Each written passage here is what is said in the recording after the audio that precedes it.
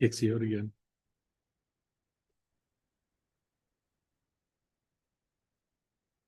Good afternoon, everybody. Welcome to the regular council meeting of November 7th.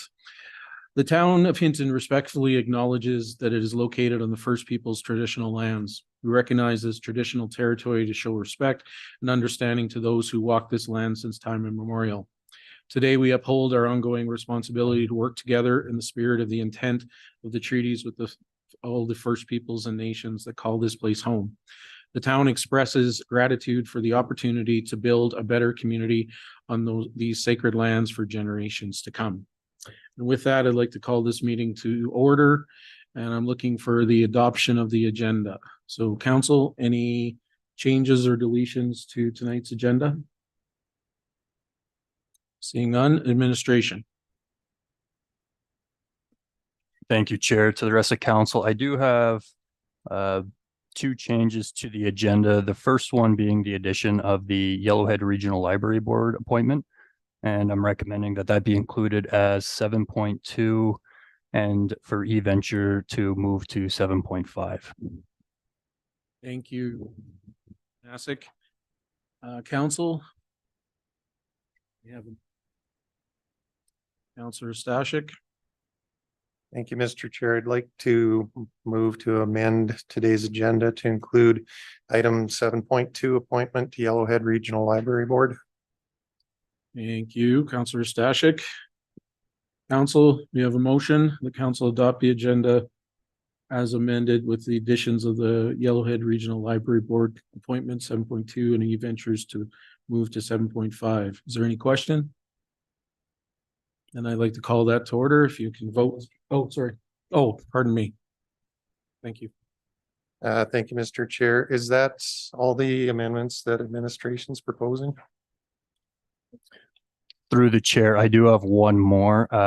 In your package 9.1 under notice of motion, I am recommending that that be included in 7.6. And that will be titled Councillor Taylor Trainhorn. Thank you, CEO. Thank you, Mr. Chair. If I may, I'd like to, or well, I guess we have to deal with first motion first. That was the question that I had though. Pardon me. Before we adopted the agenda. Thank you. Okay, so we can make this two separate motions. We'll make this motion and then we'll have another additional motion if it would like to change that. So if we could have the motion back up, please.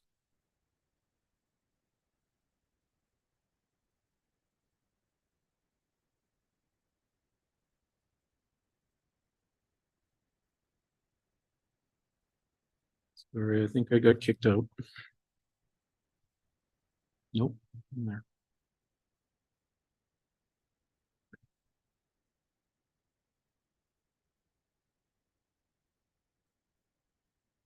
Our apologies, everyone. We're having a few technical issues this evening.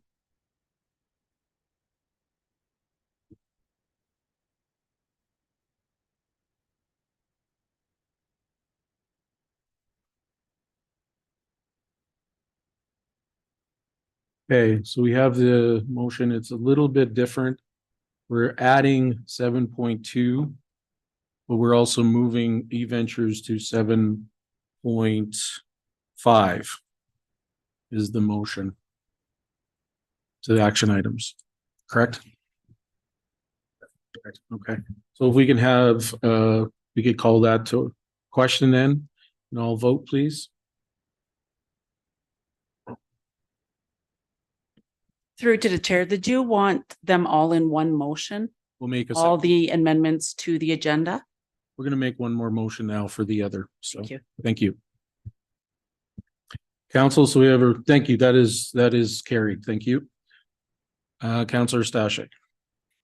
Thank you, Mr. Chair. I'd like to move to add action item 7, or sorry, to move notice of motion item 9.1 Trainhorn to action item 7.6 Trainhorn. Thank you, Councillor Stashik. Thank you. Council, you have another motion to amend. Just wait for that.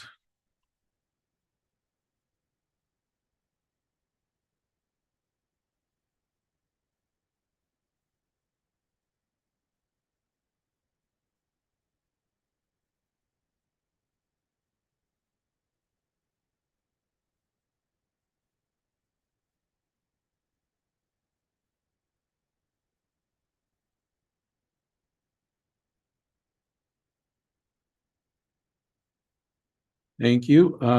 Council, we have the motion to move the notice of motion 9.1 to 7.6 train horn. To call that to question and vote now, please. And that is carried unanimously. Thank you, council. And one more matter to adopt the agenda. Councillor Race. Thank you, Mr. Chair. I would like to move that we adopt the agenda, the regular council meeting agenda for November, the amended regular council meeting for November 7th. Thank you, Councillor Race. Council, now have another motion. Give that a moment.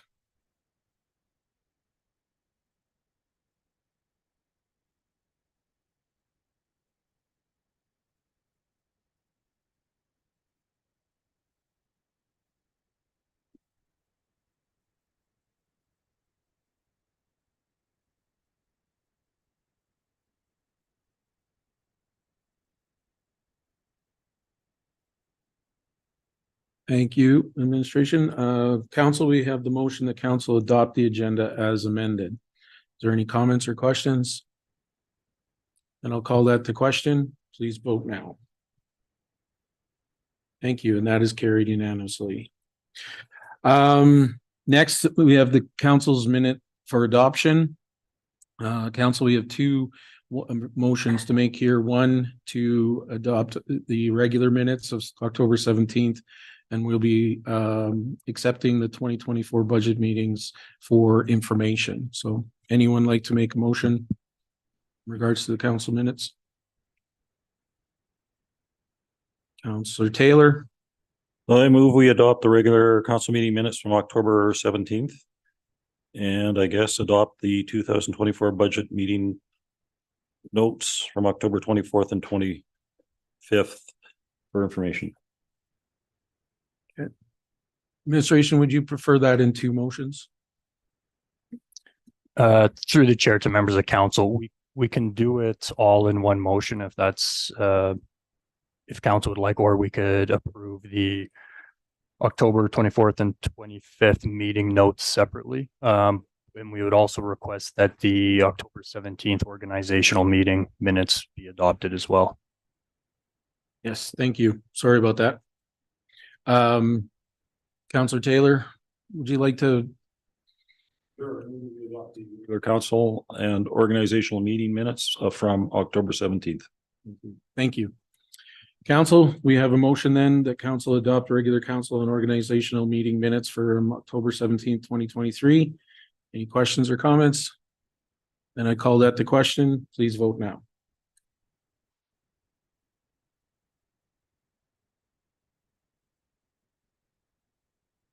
And that is carried unanimously. Thank you, council. Councillor Stashik. Thank you, Mr. Chair. I'd like to move that council adopt the 2024 budget meeting notes from October 24th and 25th, 2023 as information. Thank you, Councillor Stashik. Council, we have another motion that council accepts the 2024 budget meeting notes for information. Any comments or questions? And I'll call that the question. Please vote now. And that is carried unanimously. Thank you, council. Moving on, we now have citizens minute with council. So if we have anyone in the audience that'd like to come share any good, bad, or indifferent, have a seat. Good, perfect. And if you could just turn your mic on up there, that would be great. Okay, I don't know. Yeah, somebody else did. My name is Ross Risvold, and I'd like to introduce Willie Lashewski. And we're here to talk about a very important program that was initiated by FCSS, and it's on frauds and scams, and is specifically developing a program for seniors, but it would benefit many others in the community. So our purpose here today is just to make council aware of the program, and I gave out a small pamphlet about it. But this is a growing issue in Canada. So to be a little more interactive, I'm going to ask council a question and administration. How much do you think was reported to the anti-fraud center in 2022 for fraud and scams in Canada? 2022. You don't need to answer it out loud so you're not embarrassed, but I would like you just to think about what your number is. Okay, you have it now. It was over 530 million. Next question. What percentage of fraud and scams are likely reported? Mhm. Answer is 5%. So the number of 530 million plus is very small compared to the amount of scams that are going on. And there are many scams going on in our community right now. Most you would receive them on your texts or on your internet or phone calls, but you're going to be arrested, etc. So this program is a proactive program. We're trying to reduce the possibility of people being scammed in Hinton, and specifically seniors. I'm not going to get into the whole program because I've heard I've only got 30 minutes now. I would specifically like to thank Trish Leduc and Charlene Sitar at FCSS for initiating this, and also for making an application with New Horizons for seniors, so that there's no direct program costs for this program to the town of Hinton. And so that grant was obtained. They then formed a group of what I think are excellent community members to develop a short program to present to individuals and to groups. There's 7 members there. I have to also recognize Staff Sergeant Fragomini, because she's been heavily involved in this, because they get reports of the scams. And the bank managers in Hinton attended our last meeting, and they're now a collaborative partner because they're also at the brunt of the scams. So the program is available for presentations to small groups or large groups. And if you're interested, please contact FCSS. And again, I want to stress it's being proactive. Today, I've heard of 3 more scams, personally, from people. So it's critical. And Mr. Labarge mentioned through former involvement senior centers with his wife, how many seniors were getting scammed all the time. So I also want to mention, I noticed at a council meeting that council wants to do a comparative studies on FCSS with other communities. Now, I support comparative studies, but if we're going to do it for programming and that type of thing, I think we should be very careful and try to get to know really what they're doing down there. I was aware of FCSS previously, but I wasn't aware of so much that they're doing, and the preventive programs are involved. So I'm saying it's important to understand it, and before you hire another consultant, try to determine if it's really necessary to do that review. And again, this program here is just another example of the good work that they're doing.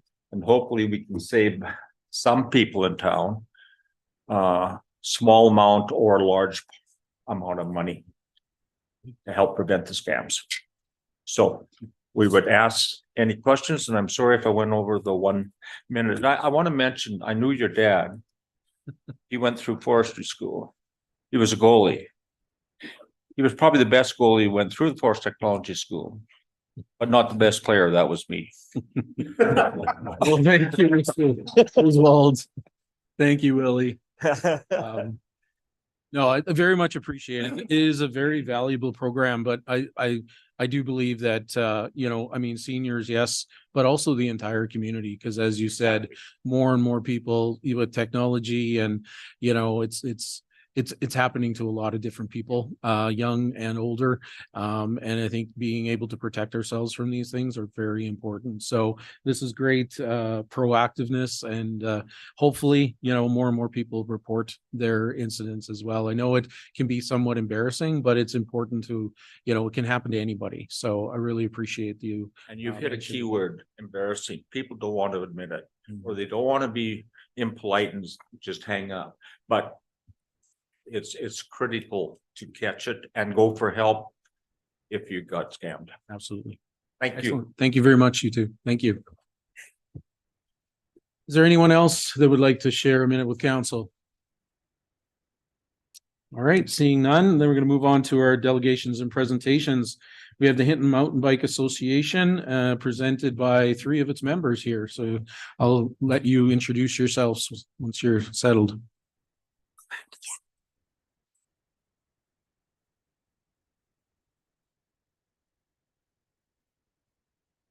All right, so we're the Hinton Mountain Bike Association. I'm Casey McKay.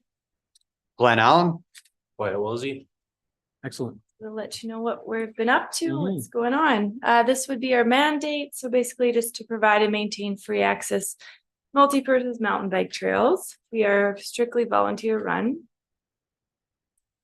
These are some of the data we've been collecting over the year. So we have 315 members registered so far in 2023. 1150 sign-ins in our online system, and 340 of those were tourists. And then that's plus 1154 rides logged on Trail Forks, which is the popular mountain biking app.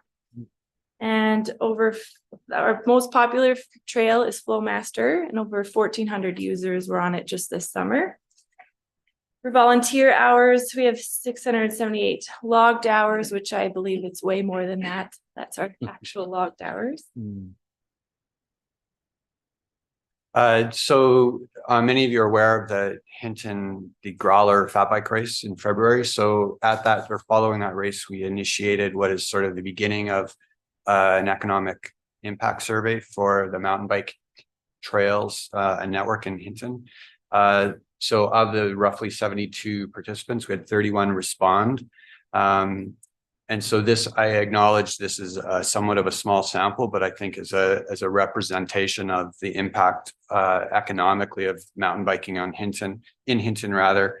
You can see a number of things there, but just that small group alone, we asked them about the season as a whole, not just that night or that day. They stayed 58 nights in Hinton with approximately 70 days of riding. And those 31 participants over the group spent approximately $40,000 in the 2022 mountain bike season in Hinton on food, accommodations, bike stuff.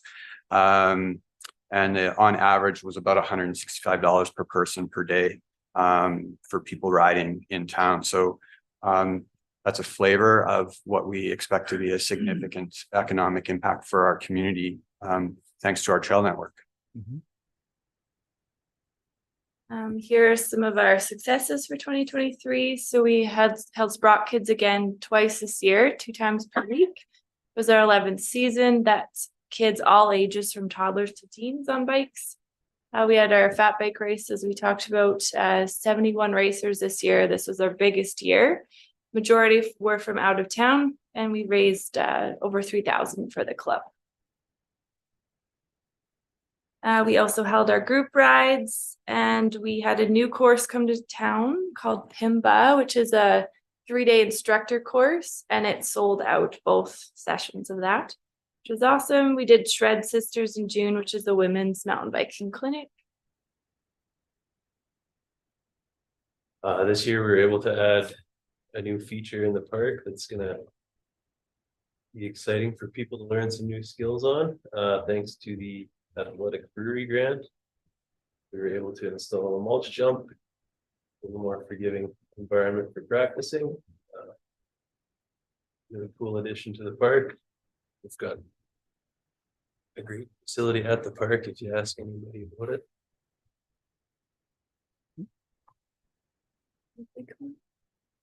We got our 3rd and 4th trails built up on the Bighorn. technical trail put in. Completed in the fall. Lots of people coming out from the city. Big rides in out there.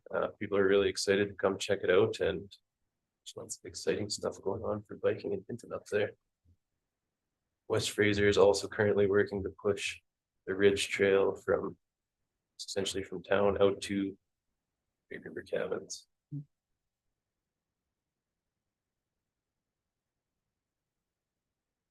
We had some pretty serious weather events this spring and summer. We had a lot of volunteer hours put in up on the Bighorn. There was lots of blowdown, trail washouts that had to be addressed. Lots of people in the club and just the community coming out and pulling through to get that addressed and taken care of. We purchased a packer for use of the bike park, which really helps keep everything in tip-top shape on all of our machine-built features and trails that do require a lot of maintenance and dollars into it. It's going to help us stretch those dollars each year. We had a fall maintenance night to get everything ready for spring when everything melts. Small but mighty turnout, as Glenn put it. We do also have a lot of people doing work throughout the year. There's a lot of work that goes into it that goes unnoticed as well and not as planned in as far advance. We also were able to repair the boardwalk on Rock Band, but it was kind of tossed off to the side after the pipeline construction. They did a lot of good stuff for us as well, so we can't complain about that. We were very lucky to have a lot of people turn out and get that fixed up.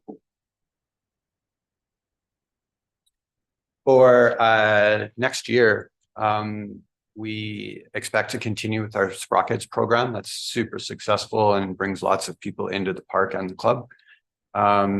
We had planned a summer event for 2023, and that rain event, blowdown event, canceled that because the trail wasn't rideable at the time. So we're looking forward to doing that. Again, the Growler race is planned for February 10 this year. We have already started some plans for the spring bike park maintenance in collaboration with Jay Hoots. There is always ongoing volunteer work throughout the winter and into the spring and the summer. We've just started to undertake the work of updating our website, which most of you will know is far more work than anyone thinks it is when they start. And one of the really probably the most critical things for us is, as you may be aware, the regulations and legislation changed around trail management in the province.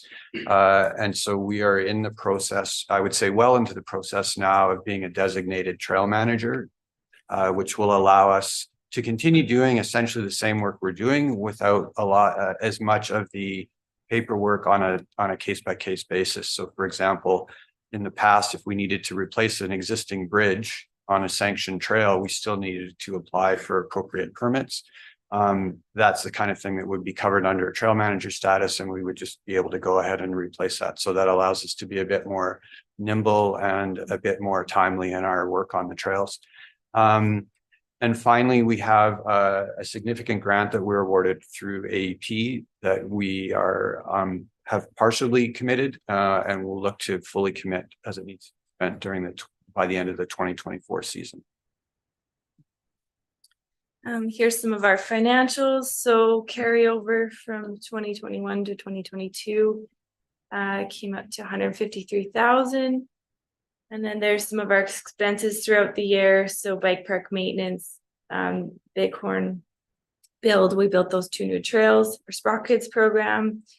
Event insurance, our regular insurance, and then just like website fees and licensing and everything. So our balance at the end of March 2023 was 82,986. Our 2024 budget, it's kind of done weird things with the numbers here, but memberships we expect to bring in about 21,000. Like Glenn had mentioned, that AEP grant is a $50,000 grant that we will get as well. We expect to make around 3,000 in the Growler. From the town of Hinton, we get the $22,000 for maintenance. And then all that will go in to the end of March. 2024, we should have about $96,000 in our there. And then this is just that we've signed a 3-year agreement with you guys for $22,000 annual maintenance funds and $7,000 annual capital project funds. And we're in year 1 of 3. And we thank you very much for the increase in funds. It was much needed. That's all our sponsors, and that concludes the presentation. If we have any questions. Thank you. Thank you very much. Council, do you have any questions for the group? Councillor Taylor. Yeah, I know you're a volunteer group, but you come across as a professional group to me and a highly successful one. When you go by your parking lot on weekends anyways. What roughly percentage of people in the summer would you think would come from out of town? Yeah, you got a feel for that? I think it's a hard number to put. Our last year numbers are like sign-in book was 50% came from out of town, but I don't really believe that because like every day I ride, I'm not going to log into the system kind of thing. I think probably what numbers I talked about before that we had 300 and out of the 1,100 was more like a ballpark of how much. 300 out of 11, okay. Yeah, that would be my guess, but it's so hard to say. Like every time we ride, we meet people from out of town. It's something I mentioned briefly, it's something we're looking to get a better number for moving forward into the next season, because we want to know as much as you do actually. It's a tough number to guess because not everybody logs their ride. That's the thing is people have to log their rides. Thanks. See the parking lot full on a weekend, there's a good chance that there's over half of those probably from or further. Yeah. Thank you. Councilman Bloom. Thank you, Mr. Chair. No questions, just thanks for your hard work. I mean, obviously, this is such a valuable resource to have in the community.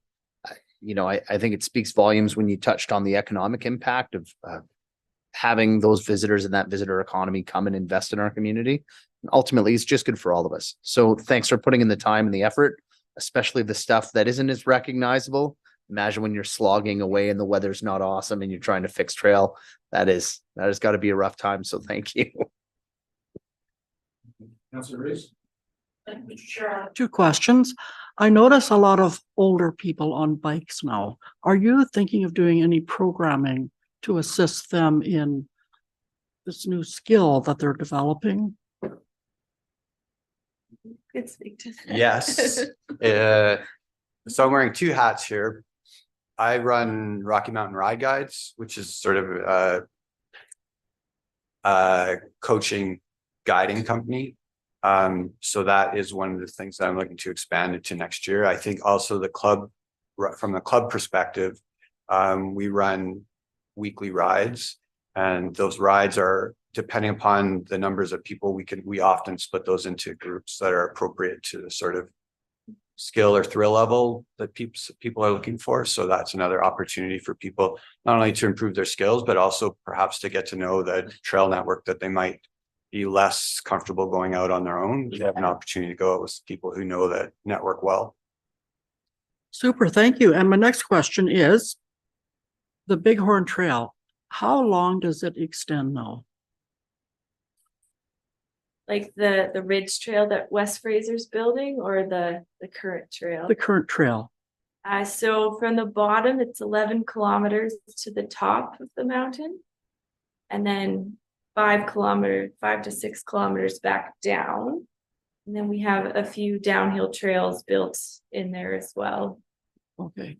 That total probably like 6 to 7 kilometers between the 3 of them. Okay. Yeah. And are animals ever an issue, like cougars or bear? They're there. They're there? We've not had any incidents, but we know, like with trail cams, we've seen, bears and cougars and all sorts of stuff up there, but there's been very little. It's such a large area with so little actual places where people are on, that it's easy for the animals to step, in some cases, probably not more than a couple of meters off the trail, and we don't see them. Okay. The reality is, I mean, we all know we live with them, we live with the animals, and Thank you, sir. Thank you, Mr. Chair. I'm not live. There we go. Thank you, Mr. Chair. I did have a question. The Alberta Environment and Parks grant that you received, you may have covered it and I missed it, but what is that funding used for? So it's every trail that we have on Crown land. So we have a lot of HIMBA designated trails right now. We're trying to expand that area. So the MS Bike Tour comes every year in September. Those trails are not HIMBA designated, but we're trying to include that in there. There's some trails throughout the Nordic Center area as well. And that money will go to maintaining like basically every trail in our area. Yeah. So it's Amazing. We've never gotten money like that before. Yeah. So it's all maintenance dollars. That's what It's it's all for. maintenance dollars. Yeah. Okay. There's often money for shiny new builds, but as you build and build, it gets harder to Mhm. do with maintenance. And that's something that we'll be able to do a better job of keeping up on, rather than just prioritizing what really needs to be done, and rather than just pushing things along. Yeah, we find that like our bike park is really maintained because we do have the reoccurring funds from the town. But the rest of our trails are getting grown in and the bridges are crumbling and things like that because it's a lot of work. Yeah. Mr. Chair, if there's no one else in queue, I did have a second question, if that's okay. So athletic and brewery aren't two words that I see together too often. So I was just wondering, what exactly is the athletic brewery grant? Yeah, I was surprised too. It's a brewery company out of the States, and then someone had approached me and said they were giving money to organizations in Canada. So I applied and we got it. I was shocked, but Good for you. I don't know much else about them. No worries. I can do my own research, I guess.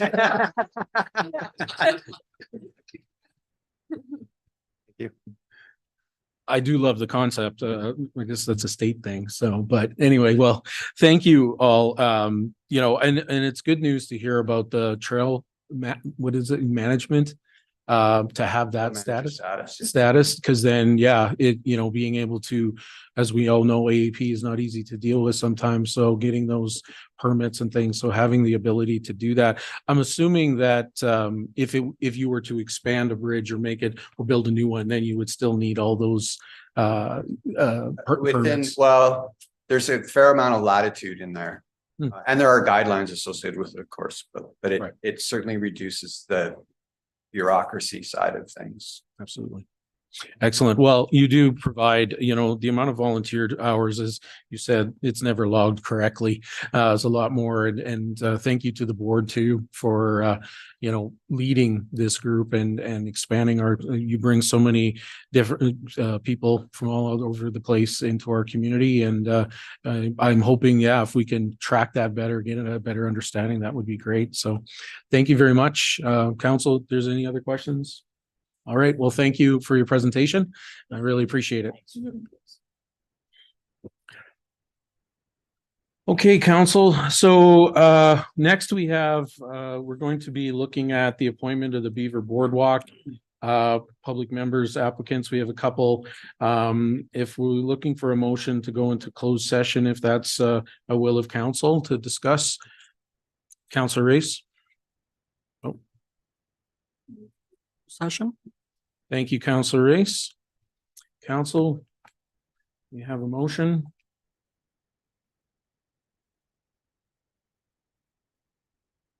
Just waiting for it to come up. Thank you. Council, you got a motion to move into closed session. Any questions or comments? I call that the question. Please vote now. Thank you. That is carried. Oh. You're in favor. That is carried unanimously. Thank you, Councillor Taylor. All right, so we will go into closed session. It should not be very long. Thank you, everybody. We're going to move on to our action items now, council. 7.1, we're moving to the appointment to the Beaver Boardwalk Oversight Committee. I'll hand that over to CEO Panasic. Thank you, Chair, to members of council.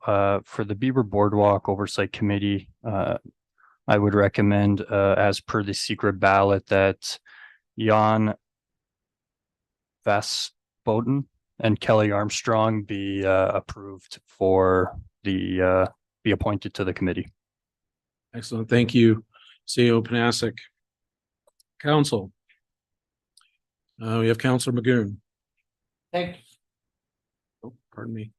Thank you, Mr. Chair. I'd like to move that council appoint Jan Vosbottom to the Beaver Boardwalk Oversight Committee for a 2-year term as the Hinton resident at large representative, and that council appoint Kelly Armstrong to the Beaver Boardwalk Oversight Committee for a 2-year term as a Hinton resident at large representative.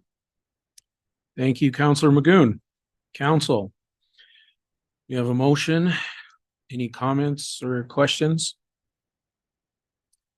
We'll wait to see the motion.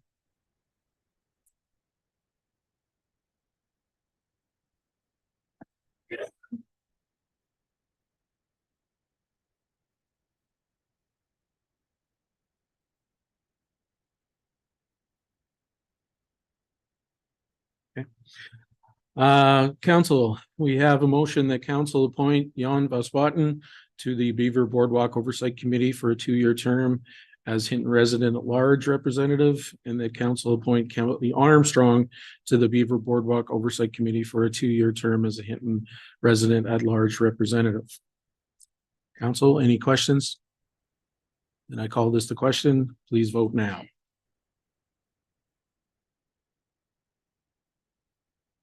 And that is carried unanimously. Council, we do have another recommendation. Councillor Stashik. Sorry. Thank you, Mr. Chair. I believe this committee has several vacant seats yet. So I would like to move that council direct administration to continue to advertise for remaining open committee positions of Maxwell Lake Area Resident 2, Educational Representative 1, and a Youth Representative 1, and to bring any applications back to council for an appointment at a future council meeting. I could speak to it quickly. And I do have a question. So for anybody that's considering putting their name forward for a committee, this is a really great committee to get your name in for. They do a lot of good work. A lot of recommendations come from this committee to council and administration that are what's the, I don't know how to say it, but they are readily accepted and almost always implemented. So if you want to make a real difference on what the future of the Beaver Boardwalk and Maxwell Lake area is, this is probably a really good committee for you to consider. And I do have a question for administration, if I may. Yes. The part where it says continue to advertise, what is the strategy for continuing to advertise this position to try and get this committee filled up? Administration. Through the chair, I will look to my team if we have some specific knowledge on where we're advertising for these positions. Thank you, CEO Panasic. Advertising is done through print media as well as through social media channels, as well as on the website. Thank you, Mr. Chair. Excellent. Thank you, administration. Councillor Stashik. Council, any other comments, questions on the motion? All right, then we'll call to question that council direct administration to continue to advertise for remaining open committee positions of Maxwell Lake Area Resident 2, Educational Representative 1, and a Youth Representative 1, and to bring any applications back to council for an appointment to a future council meeting. Please vote now.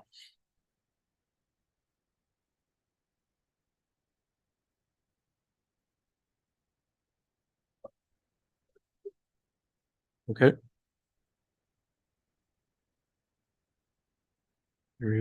And that is carried unanimously. Thank you, everyone.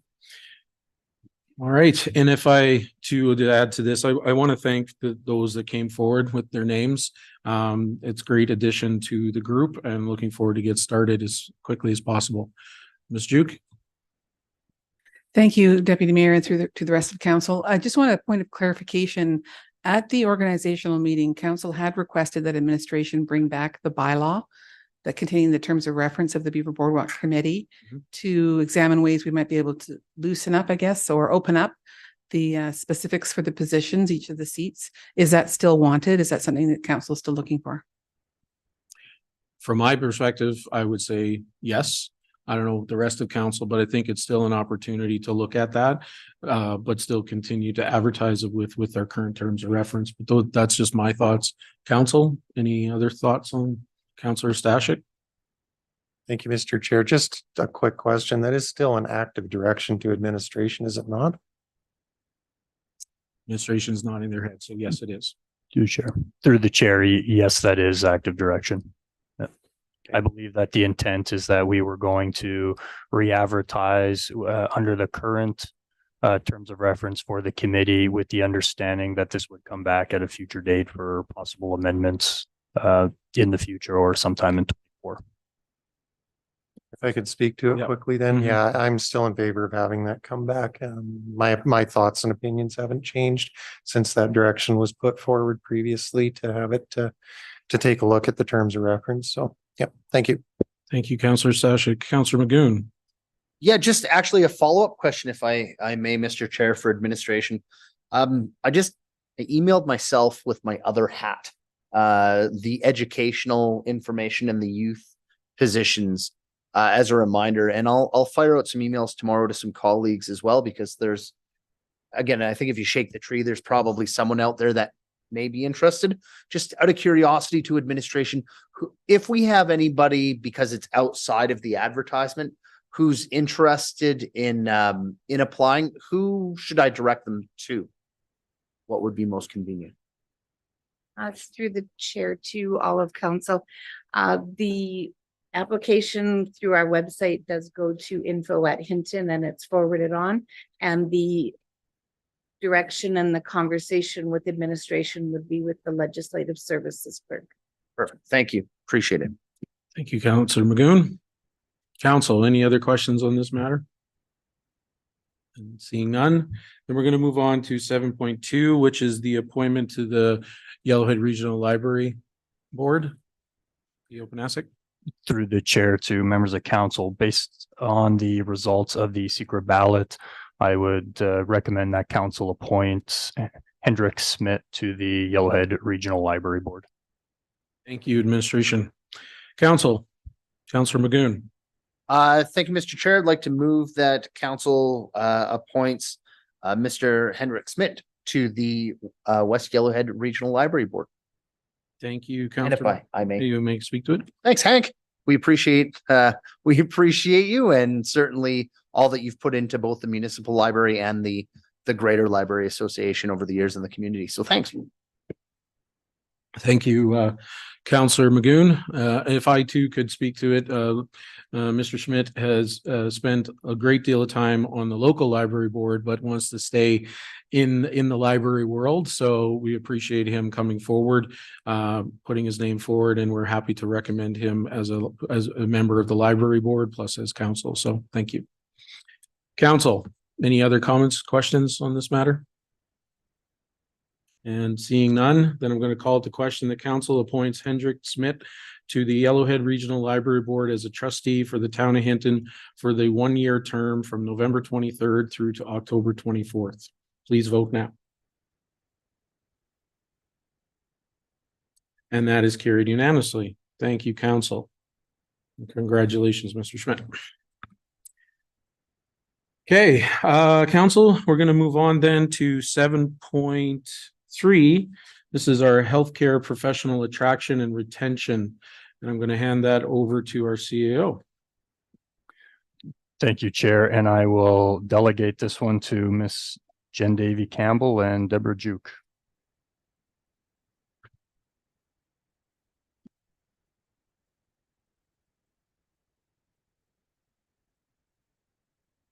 Thank you to Deputy Mayor and through to the rest of council.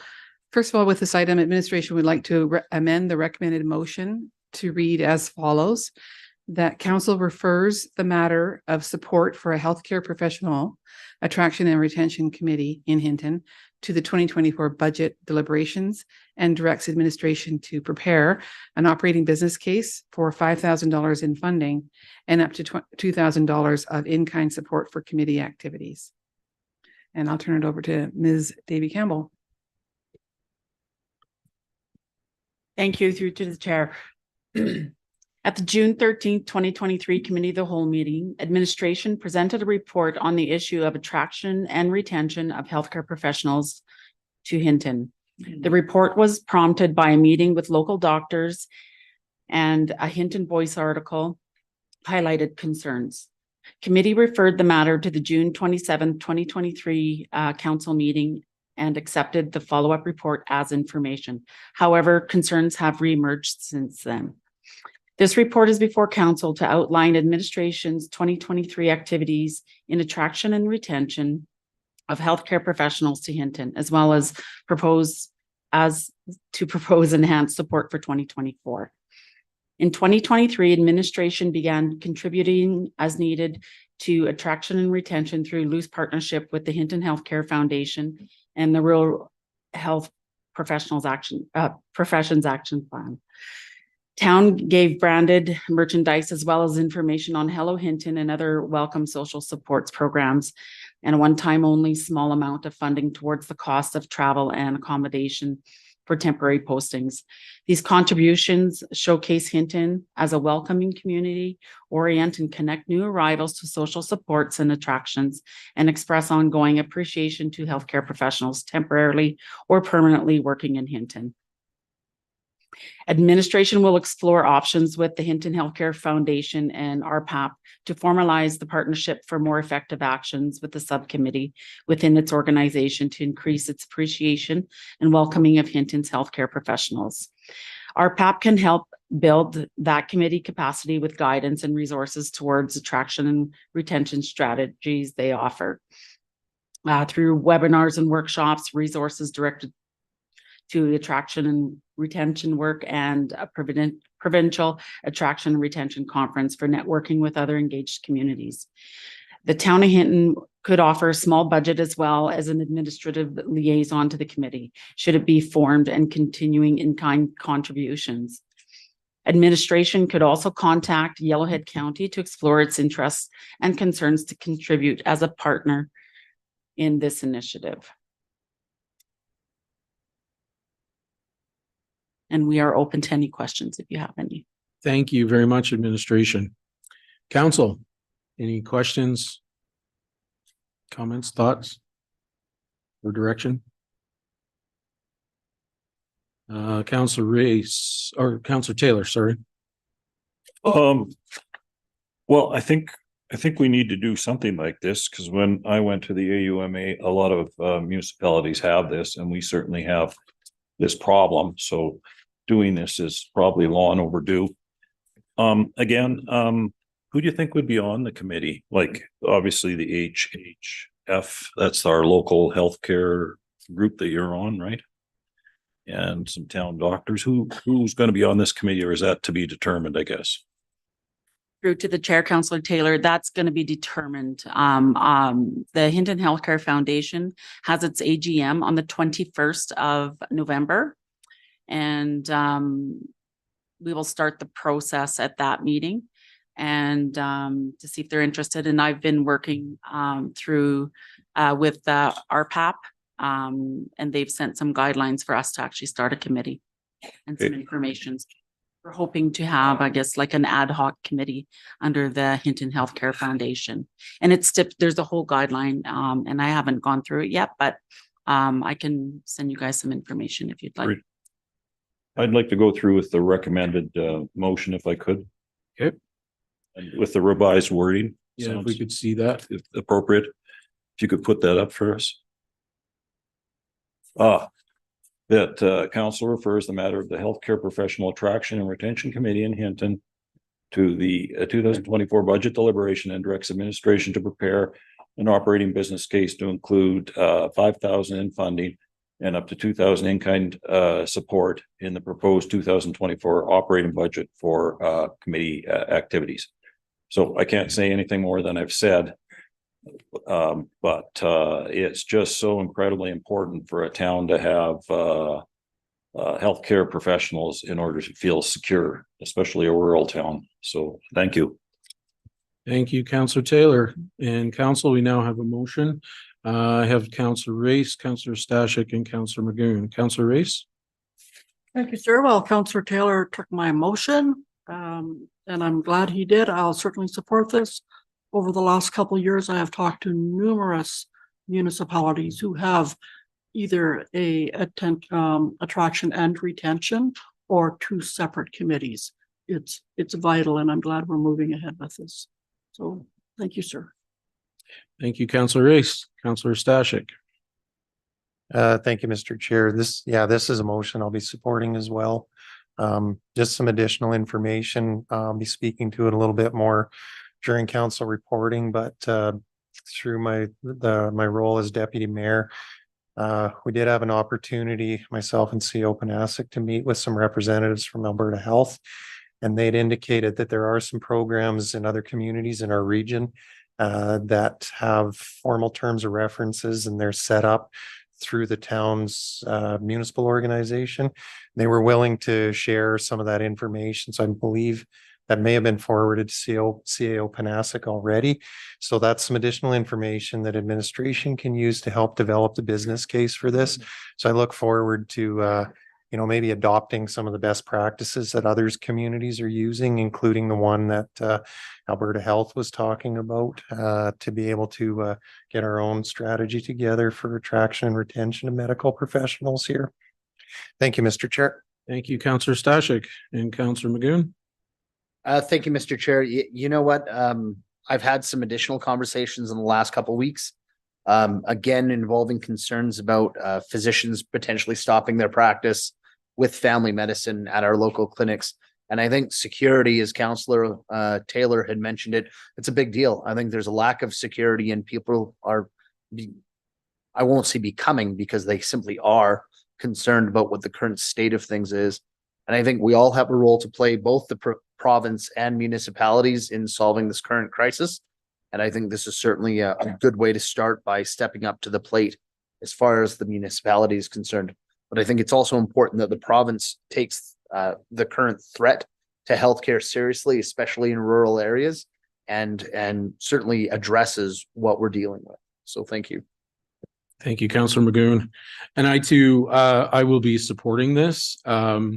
But I echo the same concerns. We need to continue to have a strong voice towards the province, our MLA and other ministers. This is a provincial matter. It's unfortunate that we have to do this for our community, but I'm in favor of it. It's the best for our citizens, but the province really need to figure things out and start to take action to fill those spots in all our rural centers. I feel sometimes too much attention is on our urban centers and not on our rurals, and they need to take action in that regard. So I think, as a council, I'd like to see us, when we're looking at different opportunities with ministers, but to voice our concerns and continue to do so. And I also want to thank the Hinton Healthcare Foundation for taking this on and working and partnering with us, and also the RPAP.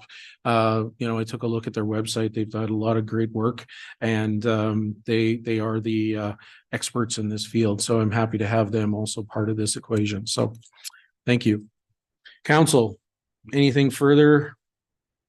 Councillor Magoon? Sorry, I think it's important. I'd like to give a shout out to our colleague, Councillor Race.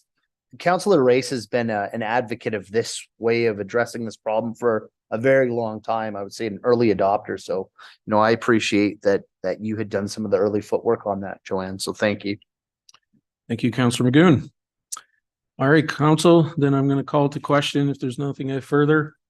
that council refers the matter of the Healthcare Professional Attraction Retention Committee in Hinton to the 2024 budget deliberations and directs administration to prepare an operating business case to include $5,000 in funding and up to $2,000 of in-kind support in the proposed 2024 operating budget for committee activities.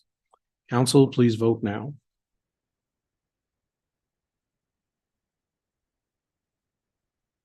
Thank you. And that is carried unanimously. Thank you, council.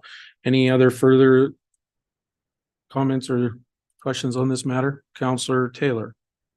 Yeah, it just struck me as one way to do what some of you guys are suggesting, and I am too, that's furthering rural healthcare attraction and retention would be to have recommend to the provincial government that they have a provincial committee from rural communities that would come together periodically, kind of like the mountain pine beetle did, kind of like we want to do with fire. And if we're going to do something like that with fire, why wouldn't we do something with that with healthcare, which is equally as important? And the purpose of it would be for us to learn from other communities, plus to have a say in what's going on in, a direct say with what's going on in healthcare in the province. This strikes me as an approach that was adopted to the mountain pine beetle. It's one that we're looking forward to for fire, and it would be an excellent idea for rural healthcare. And then that way we'd be kind of sitting at the table, have a say, and then learn from other people. Any thoughts on that? Thank you, Councillor Taylor. I have Councillor Magoon.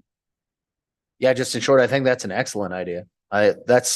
We've seen the success of having problems get addressed very seriously when that's the approach that's taken. I would back that up in a moment.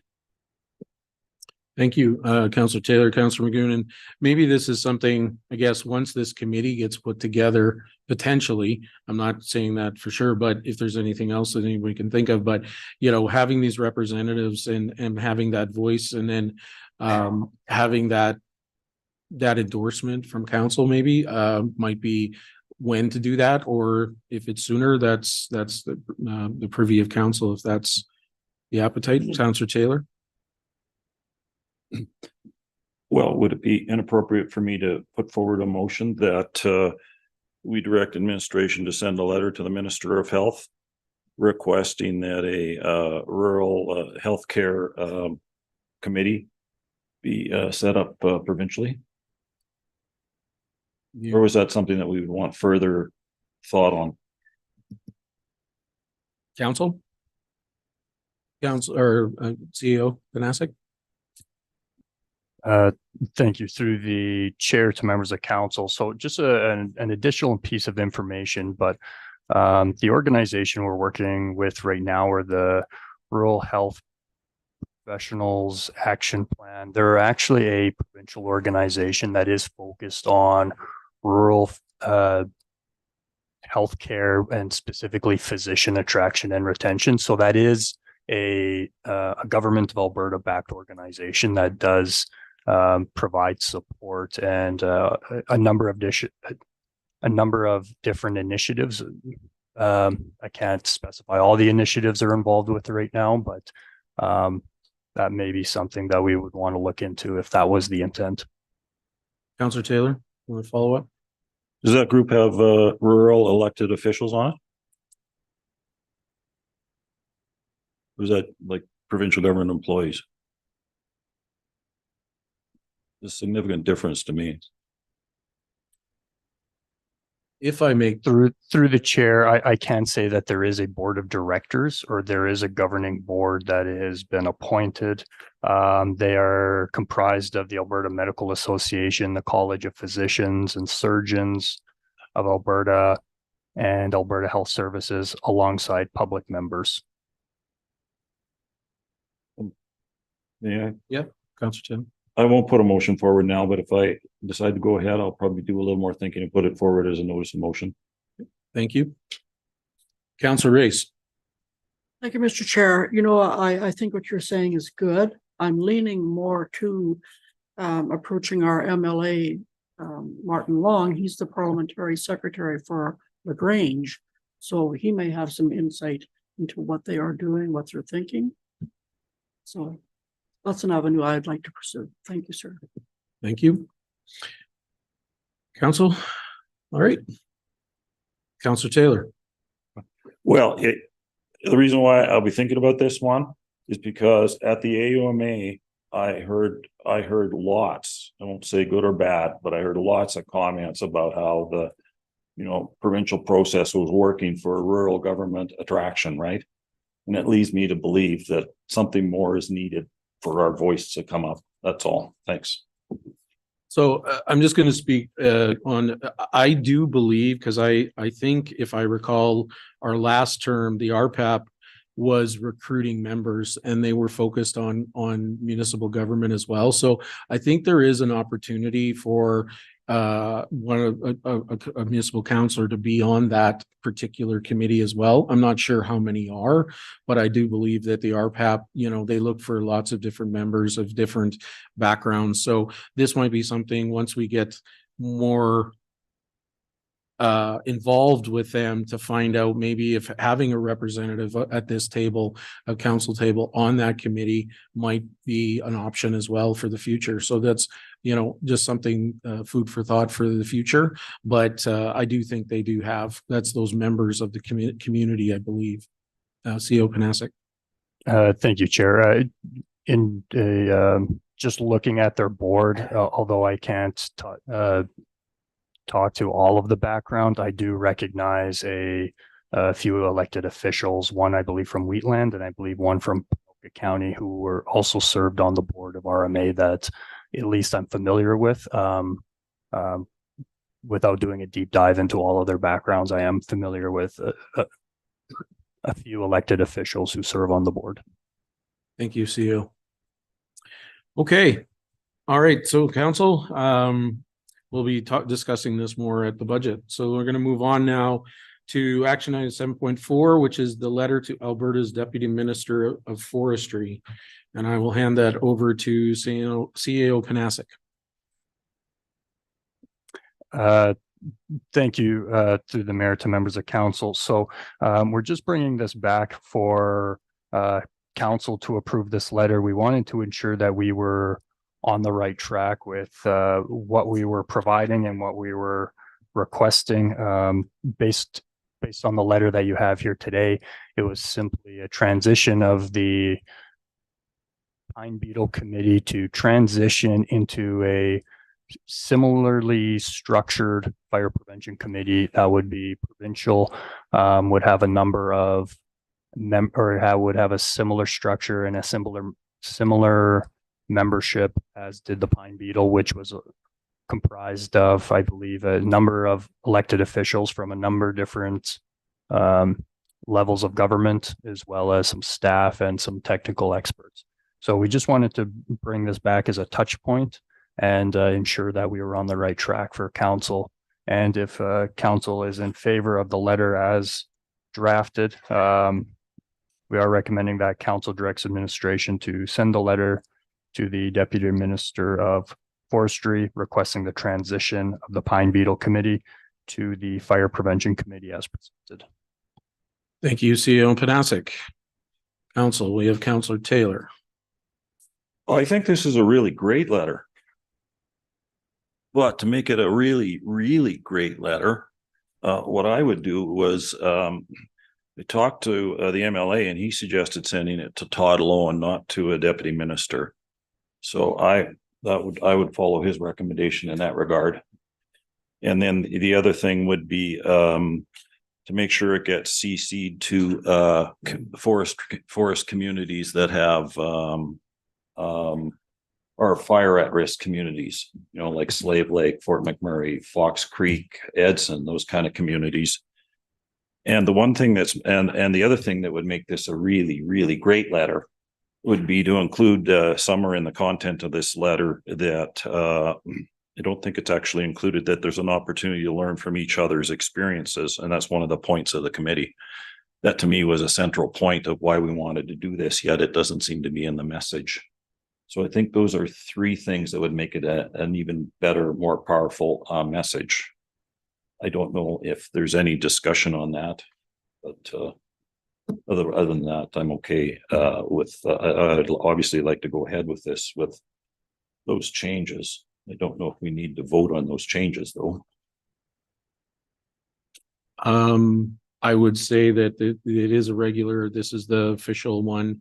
So if there is changes to be made, we'd like to, know what those wordings are and vote on them so we can vote on the amended letter. That's, I think, so we can get this out as soon as possible. So, I mean, where to send it? I mean, CEO Panasic, what do you recommend with the proposed comments?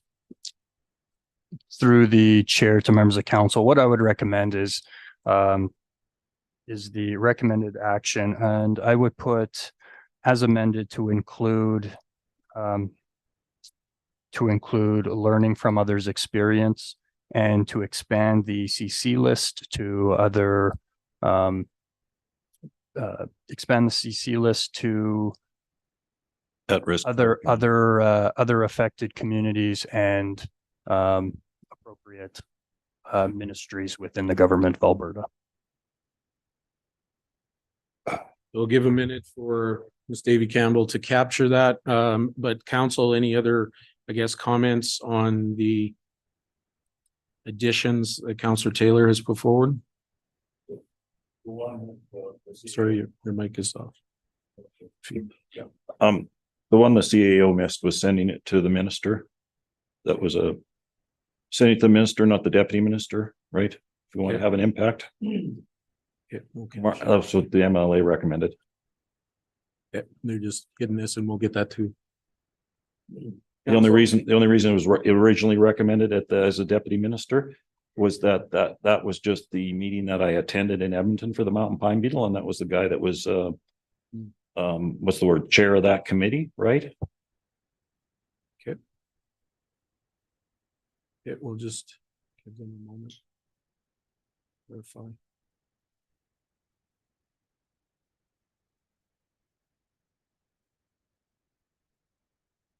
So they just want to take out the word deputy up there too, I think.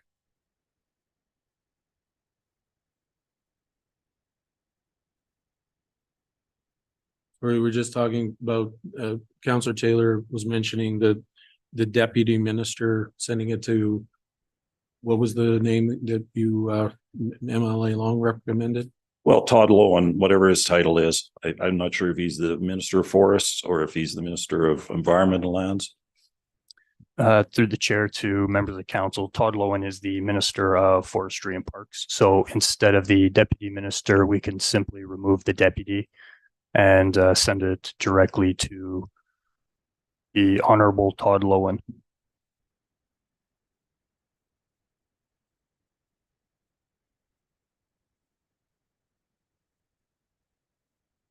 So council, this is a recommendation added to it by a councillor.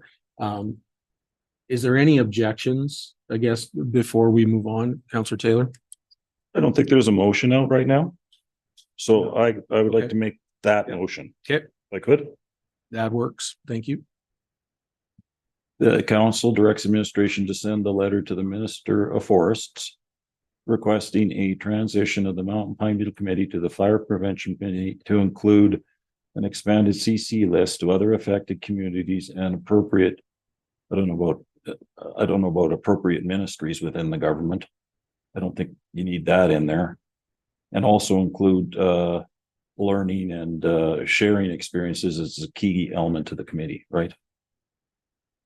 Yeah, to other affected communities and ministries within the government of Alberta, and also to include learning and sharing experiences between municipalities as a key element to the committee. I think that encaptures it. Thank you. Thank you, Councillor Taylor. Council, we now have a motion. Any comments or questions? Motion. Councillor Taylor? Now it's a really, really great letter. Thank you, Councillor Taylor. Council? Seeing no questions or comments, then we will call to question. If we can bring that up, please. Thank you.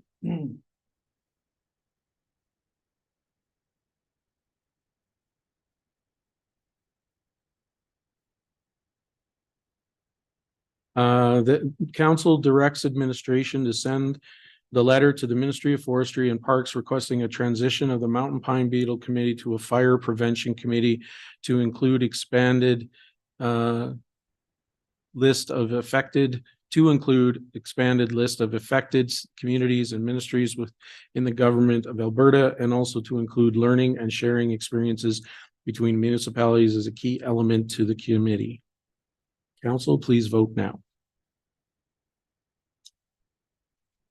And that is carried unanimously. Thank you, administration, and thank you, Councillor Taylor, those additions. Moving on then to 7.5 now is the RFD for EVenture letter of support, EVenture's letter of support. And I'll hand that over, by the looks of it, to Rousseau and Miss Debbie.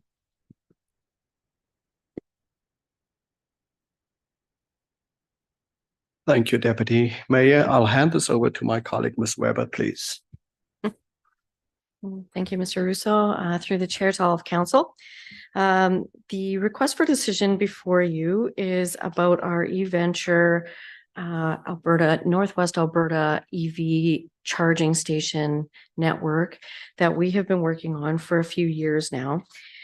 Since your motion was made in June of 2022 to move forward with the locations administration had recommended within the town of Hinton for EV charging stations, EVenture has moved forward to partner up with ATCO, who's going to provide 50% of the funding for the project, pending the approval of a ZVIP grant, the Zero Emission Vehicle Infrastructure Project through the Natural Resource Canada portal.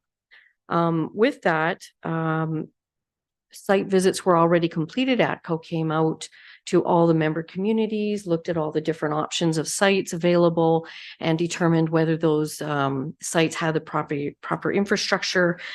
For the town of Hinton, the Green Square was chosen as the only suitable site to date. More information coming on that, though, in terms of the cost analysis from ATCO for that. In addition to the funding provided by ATCO and the grant, an additional request is being made for 2.5 million from the government of Alberta. Additional funding is required to ensure the full build out of the project with all the communities, as well as perhaps provide funding for additional sites in some of the member communities or additional build out. And as things progress and time moves on, there is some additional costs that have been unanticipated. So that request is sitting there at this time. So in behind the scenes, the CEA, the Community Energy Association, has been working with ATCO to provide the application for the ZFIP funding. And we just had an update actually from the CEA that the Natural Resource Canada has delayed the funding intake for 2023. So we anticipated that it would be for the fall of 2023, the application will go in and we would have construction moving forward in 2024. So with the delay, it's anticipated that the funding intake will now happen in spring of 2024, and there's no additional details in terms of what the delay is for or why Natural Resources has decided to move it back. The ZVIP funding program is undergoing some budget changes, and it has been identified that their administration team was previously overwhelmed with the grant applications from last round. So while that's going on, ATCO is contemplating their next steps as they had already moved forward to identify the company that would be providing the technology for the EV chargers. So they will be coming back to the committee with an update of their next steps.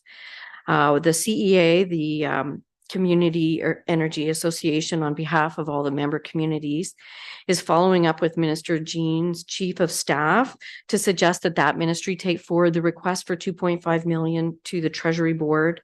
They're submitting a similar request to the Minister of Utilities, Nathan Neudorf, and also submitting a letter expressing concern about the ZVIP program intake being delayed to the Minister of Natural Resources Canada. So those are some of the action steps that are occurring as we work through this. But it is still the recommendation of administration to move forward with a letter of support from the municipality for the project, as well as a request to the MLA, Mr. Martin Long, for a similar request. Both these letters had been requested when the project started back in 2020. So just so you know that this isn't something new that is being requested of our regional MLA. And also in conversations with some of the other communities in our region, the MLA has already been apprised of the situation and has had conversations about supporting this project, and it looks very optimistic. Thank you. I'd like to open it up for questions from council. Thank you, Debbie and Winston. I have Councillor Magoon and Councillor Taylor. Councillor Magoon? Thank you, Mr. Chair. Just confirming to the more casual citizen who might not follow this, there is no financial impact to the town of Hinton with this letter of support, correct? That is correct. Just to clarify, to your point, Councillor Magoon, 50% of the funding is coming from ATCO for the project to establish this network, and the other 50% was anticipated to come from the ZVIP grant application. So no financial impacts to this community. So if I may, Mr. Chair, then I'd like to make the recommended action. The council direct administration to proceed with a letter of support from the municipality for a request of 2.5 million in project funding from the government of Alberta, and direct administration to request a letter of support from regional MLA Martin Long for 2.5 million in project funding from the government of Alberta. And that's it. Thank you. Thank you, Councillor Magoon. Council, we now have a motion. Councillor Taylor. That answer to Councillor Magoon's question causes me some confusion because I look in one of these letters and there's a paragraph that says, we, the partners, acknowledge the benefit of approaching regional initiatives collaboratively and therefore confirm our commitment to the regional collaboration by committee $40,000 of initial seed money. So that's not coming from the town? That was originally coming from all the municipalities and member municipalities all put in $5,000 at the onset of becoming the advisory committee for the Northwest Alberta EV connection. Okay, so the $40,000 is not coming anymore. No, that is the lump sum total of all the communities put together. I Put in money okay. at the onset. Yes. I understand. Thank you. Thank you, Councillor Taylor. Council, any other comments or questions? And seeing none, then I will call to question. Oh, Councillor Taylor. Oh, yeah. I don't support this. I'm leery of this electrical technology for electrical vehicles in northern climates. And this will be part of a federal program to achieve zero emissions by the year 2035. And a lot of folks don't think that's a practical goal, and it's going to be extremely expensive on taxpayers. I know this looks like free government money, but it does come from somebody's pockets. And I think the lessons we learned from the last time we got involved in a federal government program when we built the expensive homes for tiny homes for affordable people that cost $350,000 were that these federal government programs can come with hidden costs and problems and expensive conditions for entry. And seldom do these programs perform as necessary. So it's easy to get lured in by this promise of free money, but the reality comes later for the taxpayers. And we live in an oil and gas community, and the government didn't subsidize the gas service stations for a lot of us. And I feel that the hotels, the gas stations, Walmart, like I see with businesses in Edmonton, if this is such a good deal, they should be putting private money in, and they should be building these kind of stations. And if that's really a profitable technology, that's what would be happening. Thanks. Thank you, Councillor Taylor. And Councillor Magoon. Yeah, I will speak to it. The other day, I think it was Sunday. Sunday. I took a drive out to the park gates and back with my family, and I stopped counting Teslas at like 8, which was interesting. And that wasn't the other brands of EV vehicles that were on the road. So for me, there's a large economic impact of not pursuing this kind of infrastructure, in that those owners of those vehicles who don't have electric infrastructures to recharge at, they'll simply drive past our community and recharge in another area. And what that means is our local businesses and our local taxpayers, they will see those investment dollars simply drive by. The fact of the matter is that electric charging infrastructures have been very successful in all over in other parts of the country. As cold as ours, we actually have a bit of a rain shadow effect, and we've all experienced it compared to the prairies and what they get hit with in the winter. So we do have a private company here, we have a company here who does want to invest in partnership with the government of Alberta, who has indicated that they're favorable to the project. Really, what they're asking for is a letter of support. So in this case, I would not like to see potential investment in the community just drive through. And if all they need is a letter, I will happily support that. Thank you. Thank you, Councillor Magoon. I myself in queue, I will be supporting this. I do think it does bring an investment into our community. Sure, there's pros and cons, but people are choosing electrical vehicles. It's not for everybody, but as Councillor Magoon says, we're seeing more and more of them. I'm seeing more and more in our own community. And having the opportunity for tourism stopping in our community to charge, utilize our businesses in that area and other areas as well. I think it attracts people that may not got because we don't have those charging stations. Plus, we have charging stations all around us. Edson has a bank of them. Jasper has a bank of them. I realize that there's debate over it, but it is a reality of our industry right now. That's an additional industry that I'd like to promote in our community as well. So thank you. I have Councillor Taylor. Yeah, I acknowledge there'll be the odd electric car that might want to, charge here. It's just a question of at what cost.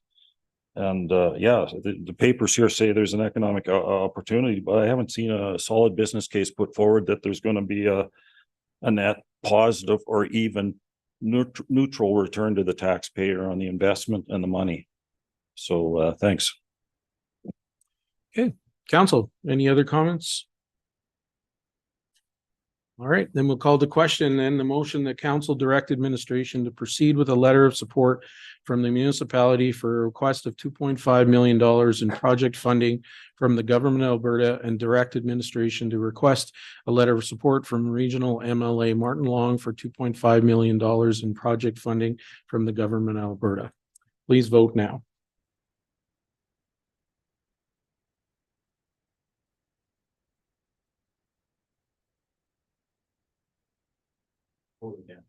Okay. All right. So that is carried with one against. Councillor Taylor for against. Thank you, administration, and thank you, council. That brings us now to action item 7.6. It was a notice of motion brought forward by Councillor Taylor. It's on the train horn. So I will hand that over to Councillor Taylor. So let me find my train horn notes. The motion is to direct administration to collect public input on whether train horn noise at Brennan Crossing constitutes enough of a problem. And I can't say much more than what I heard before. So really, it's like, I guess it's a question of, have you heard, like I have, that this is enough of a concern to go to this action? And the reason why I'm suggesting this action, there's been some new activity in the vicinity of the train, which has caused some complaints regarding the noise to reach me. Question is whether or not we need a train to blow its horn at the Brennan crossing, which, remember, is a controlled crossing. So it's got crossing arms to help with the safety at that intersection. And the CEO previously stated that the public input was preferable initially to this topic, as the action could be lengthy and costly. And he suggested like $20,000 to go through all the hoops to stop the train horn from crossing there. So I have heard a handful of complaints from people recently regarding this, and therefore that's why I put this forward. So probably whether you vote for it or not maybe depends on what you're hearing as well. Thank you. I'll be voting for it, but that's why I put that forward. Thank you. Thank you, Councillor Taylor. Council, you have Councillor Stashik, then Councillor Magoon, Councillor Stashik. Thank you, Mr. Chair. I have no problem supporting the request. I did have a question though. I would actually like to see some additional information come back from administration rather than just public input. So I don't know if that would require an amendment or not. I'd like to know the process of, I'm assuming it's through Transport Canada to be exempted from a requirement that the trains blow their horns at level crossings like that. So I'd like some additional information on timing and expense and how that works and what's all entailed with that. I guess that's a question then to administration or to Councillor Taylor, if that's something that he would or the council would want added to the motion, or if it would require an amendment, or if it's just going to automatically come. Thank you. I see CO Panasic. Thank you through the chair to members of council. I can speak at a high level about this. I have been involved in a whistle cessation process in the past. But I can tell you what the process would be is our first step would be to approach CN because there may be a practical reason that a whistle cessation is just simply not possible, and they may already be aware of that. Further to that, I did have a discussion with Councillor Taylor about public consultation being a good first step in this type of process, at least in my experience. Just to even do the assessment on the crossing is about $20,000 to $25,000 just to do the assessment. And then what'll commonly that assessment will come up with is a list of infrastructure improvements that will be at the municipality's cost. So depending on what's there, that would be the municipality who would be responsible for those upgrades in order to get the whistle cessation. And then I believe that accompanies a bylaw as well. So it is a lengthy process, but it's a relatively technical one, as the grade crossing regulations and the grade crossing standards for rail lines is very prescriptive. So it is lengthy, and it does take a little bit more time and money than most people realize or would even think is reasonable. But it is, I know the Durinden Cross, and I have received some complaints as well from some adjacent landowners. So council believes that this is a process that we want to undertake with the knowledge of it is likely to cost some money from the municipality. Thank you, CO. Councillor Stashik. Yeah, so with that said, there is quite a bit more than just say asking them to stop blowing their horn. For me, this is something then that I would want to direct administration to work concurrently on getting us a report on, potential cost and process to do that. So, I'd like to propose an amendment, please. Yes, Councillor Stashik. So I'd like to propose an amendment and to further direct administration to bring a report to a future committee of the whole meeting.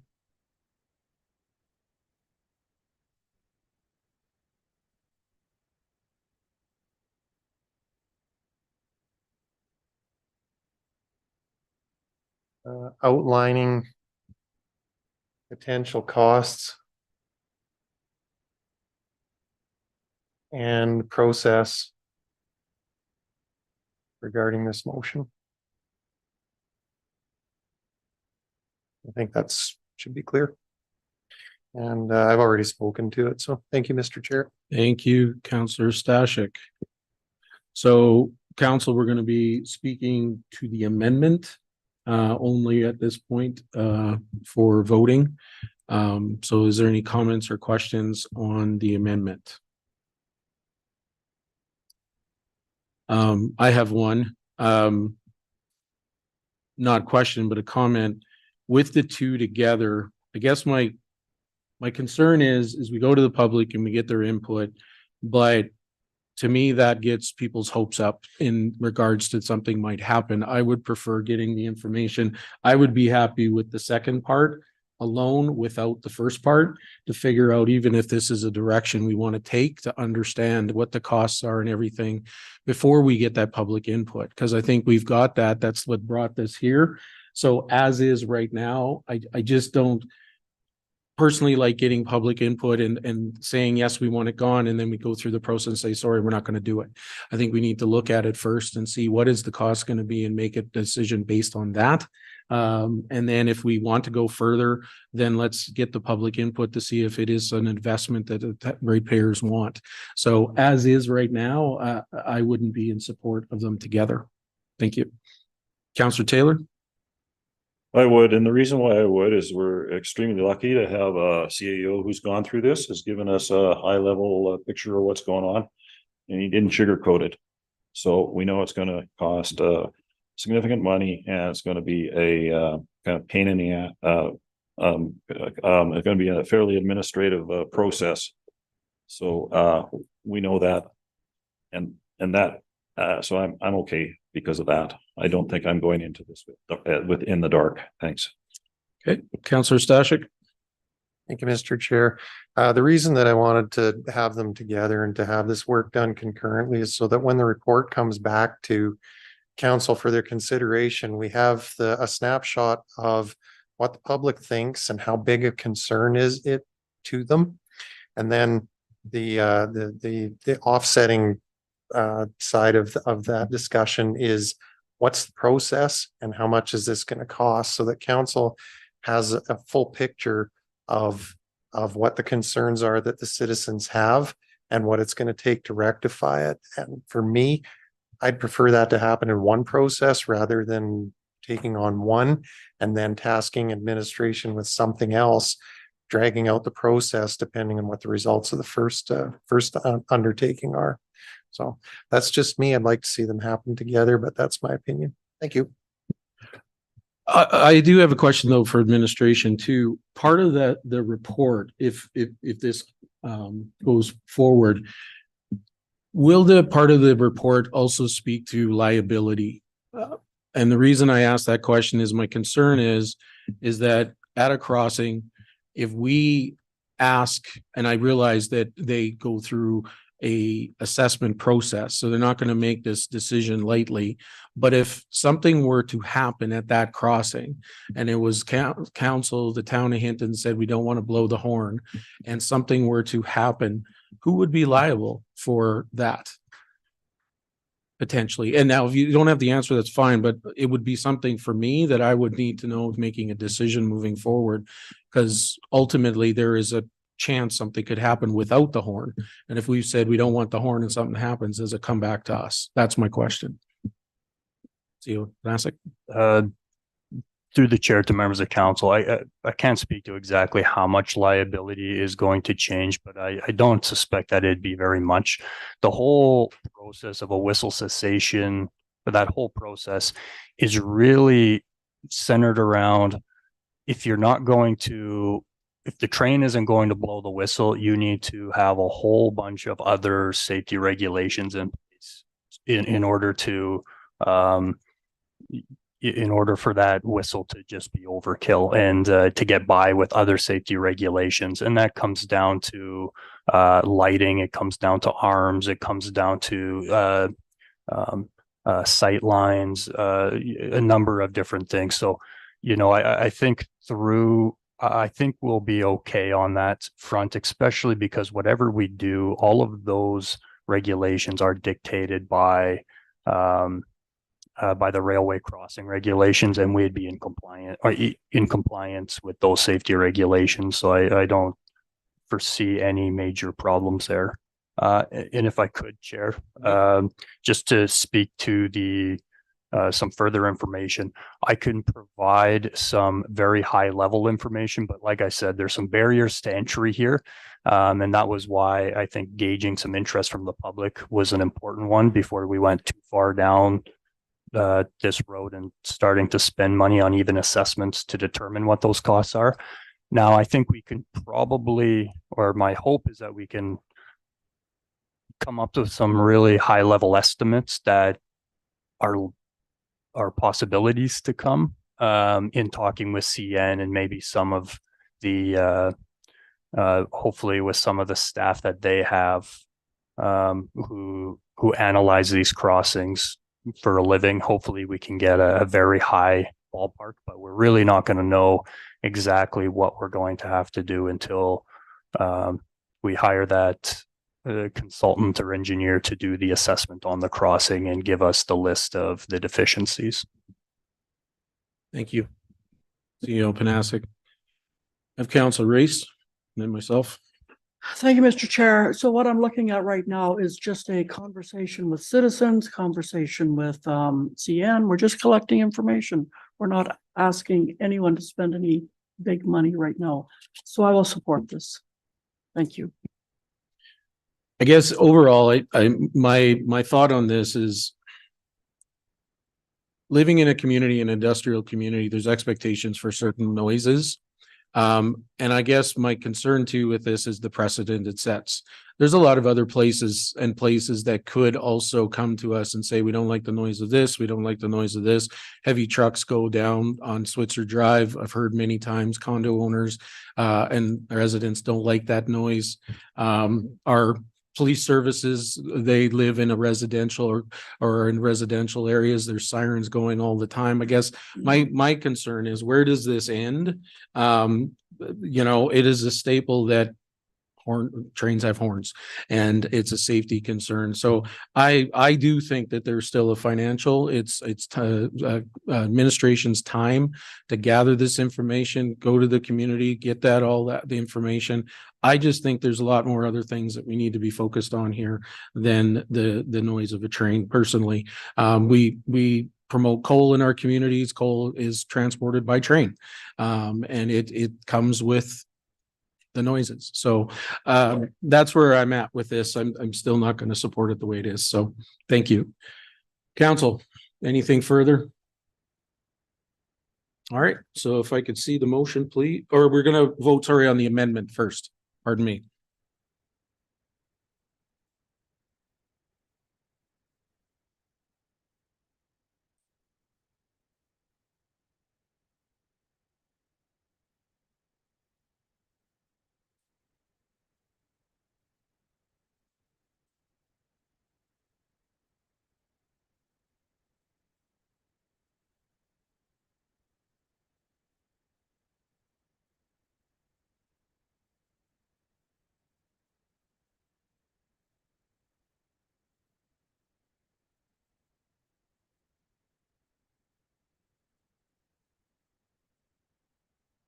Through to the chair, is that correct? Up there. Councillor Stashik.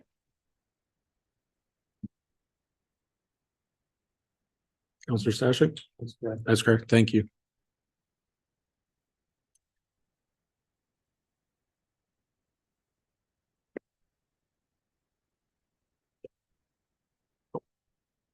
Councillor Stashik. Mr. Chair, it's not a friendly amendment. It's an amendment. It's an amendment. Yes. Thank you. Council, we have. Oh.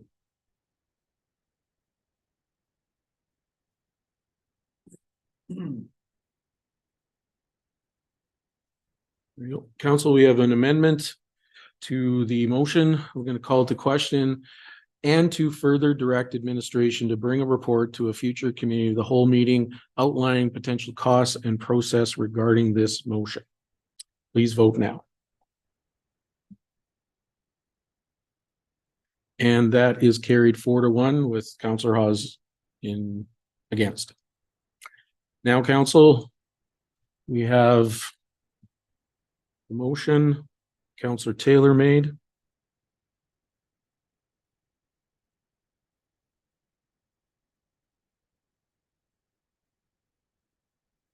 Council, any further discussion? Councillor Taylor.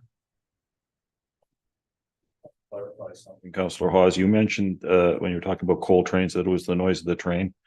No, it's people that have been complaining have not been complaining about the noise of the train. They've been complaining about the noise of the horn. So that's the concern here. Thank you. Thank you. And to clarify, I understand that, but trains come with horns. So that's where I'm at with it. I'm the horn. You know, that's what I meant. Sorry if that was misunderstood. Councillor Stash. Thank you, Mr. Chair. So I'm going to be supporting the motion. I've heard enough from enough citizens in the community that I already know that this is a concern, especially to the residents that live in the valley. And since the additional tree clearing and grading that's happened adjacent to the train tracks between East Hardisty and the tracks, the complaints have risen significantly.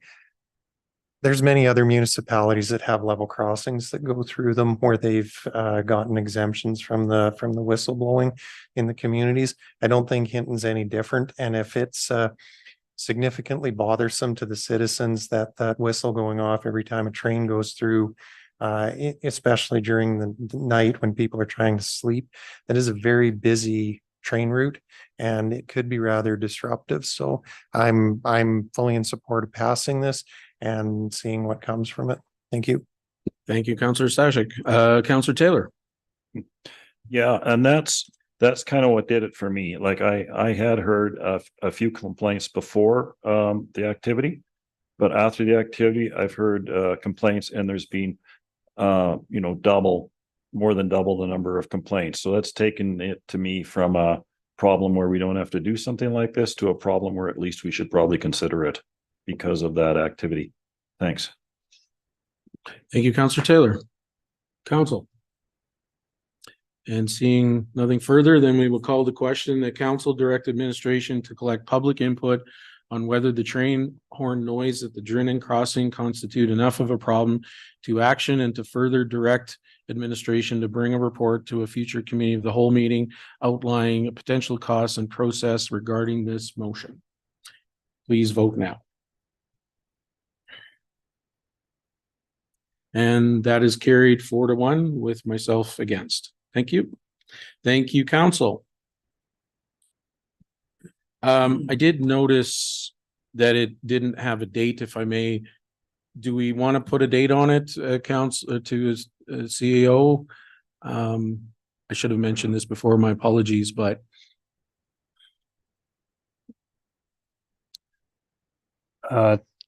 through the chair to members of council, that's at your discretion. I don't foresee this taking a very long time. I think a few meetings with CN and coming up with a public engagement process. I'm thinking that this would likely be early 2024. That would probably give us a better idea come summer if there is anything that we could do. So if we're okay with an early 2024 timeline, we can certainly action that. okay. Council, any thoughts on the date, or we're fine with that? Okay, if we're fine with that, I am too. Excellent. Well, that wraps up our action items tonight. Thank you, administration and council. We're going to move on to information items now. We have a proclamation this evening. It's Family Violence Prevention Month. So whereas November is designated by the provincial government as Family Violence Prevention Month, and the town of Hinton wishes to raise awareness that family violence is one of the most prevalent detriments to healthy family and community life today. And whereas violence is an action that causes destruction, pain, and suffering, which has no place in family or between intimate partners, and nevertheless occurs across cultural, socioeconomic, and other personal barriers. It includes both physical harm and threats thereof. And whereas through the work of Town of Hinton service providers and our partners with many community social agencies, the Town of Hinton strives to help individuals experiencing family violence and be part of the solution to reduce violence in the family where it hurts the most. And whereas as a focus on this commitment, we light Hinton's public facilities purple in November and encourage everyone to be part of the solution by attending a Real Talk program and other abuse prevention education offered in the community. Together, we are better able to recognize the signs of family violence and are well equipped to support victims and perpetrators to help. Now, therefore, on behalf of council, I, Trevor Hawes, Deputy Mayor of the Town of Hinton, do hereby proclaim the month of November 2023 as Family Prevention Month in Hinton. Thank you. And on to then reporting. And I will start to my right with Councillor Taylor.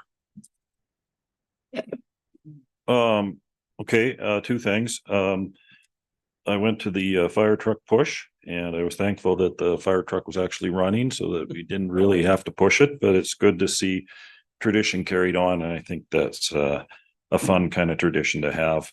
I also went to the Waste Authority meeting and a number of things to report there that I think are important. I got voted in as the vice chair. So that was interesting. You might change your mind after what I said at the meeting, but that's what happened.